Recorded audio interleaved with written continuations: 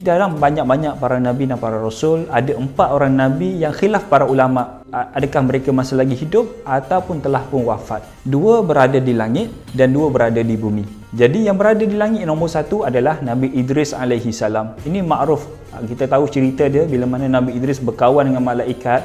Nabi Idris ni dia nak tahu macam mana sakitnya kematian. Maka dia minta kepada Malikul Maut untuk tarik nyawanya dengan syarat kembalikan ruhnya balik.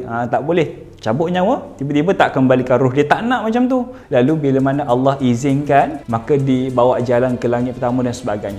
Lalu ringkas cerita, bila mana sampai satu detik yang mana Allah takdirkan inilah masa untuk Idris dicabut nyawa ataupun untuk betul-betul mati, wafat, maka bila mana Malikul Maut nak pergi kepada Idris, wahai Idris, telah pun sampai masa kamu untuk aku cabut nyawa kamu. Maka jawab Idris, tidak, kamu tak boleh cabut nyawa aku. Lebih kuranglah. Kerana apa? Kerana setiap yang bernyawa akan merasai mati, dan sesungguhnya aku telah pun merasai kematian. Disebabkan itulah kekal Nabi Idris alaihi salam di langit Allah Subhanahu wa taala. Nabi yang kedua yang berada di langit juga adalah Nabi Isa alaihi salam. Sepakat para ulama mengatakan Nabi Isa masih lagi hidup.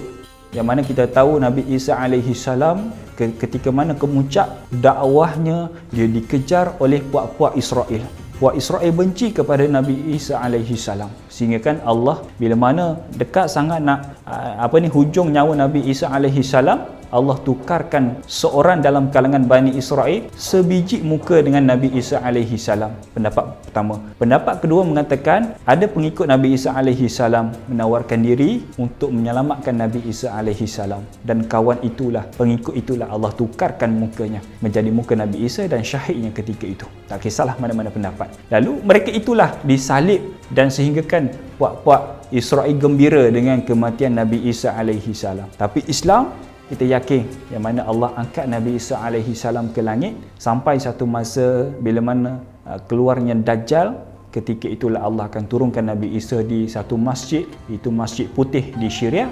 Ketika itulah kata Nabi SAW, Nabi Isa akan turun dengan 2 orang malaikat untuk membantu Imam Mahdi. Dan Nabi yang ketiga dan keempat berada di bumi pun khilaf para ulama. Adakah dia masih lagi hidup ataupun telah lama wafat? Nombor 1 iaitu Nabi Ilyas alaihi salam.